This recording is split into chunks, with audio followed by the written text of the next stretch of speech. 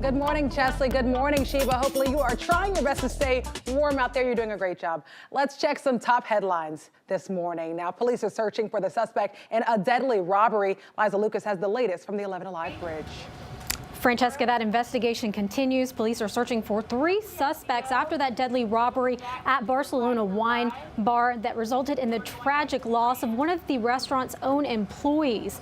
Now, we want to show you the picture here of 29-year-old Chelsea Beller, who unfortunately lost her life Sunday.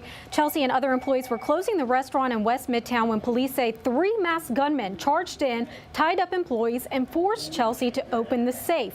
Before they left, they shot her once in the shoulder. She later died at Grady Hospital. Her friends gathered at the wine bar last night to pay respects to the 29-year-old. Meanwhile, again, police still searching for those suspects.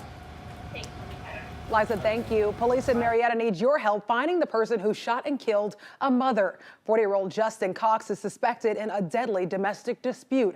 Felicia Miller was found shot multiple times in her car Sunday afternoon in the Pin Oak Court cul-de-sac.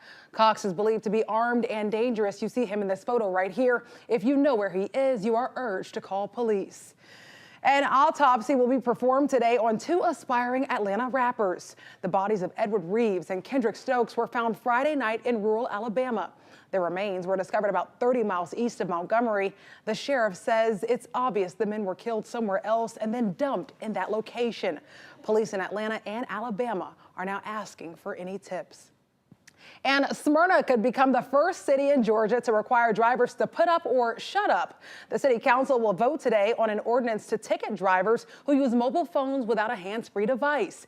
If it passes, it could go into effect as soon as the first of the year.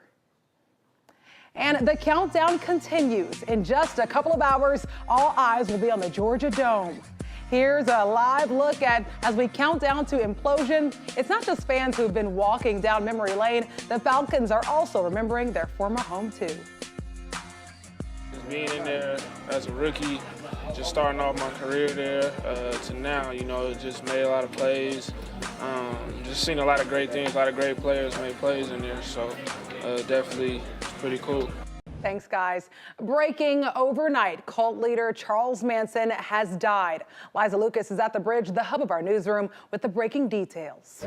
Francesca, that's right. Now, you may remember that Manson was one time called one of the most dangerous men alive. Now, officials with the Department of Corrections in California did confirm he died overnight from natural causes. We've been following this story as he's been bouncing in and out of hospitals for a while, and he was one of the nation's most infamous mass killers. The 83-year-old was serving a life sentence after directing his Manson family cult to commit a series of Hollywood murders, including actress Sharon Tate in 1969. Manson was originally sentenced to death, but those charges then that sentence was then turned into life behind bars when California got rid of the death penalty. Sending it back to you.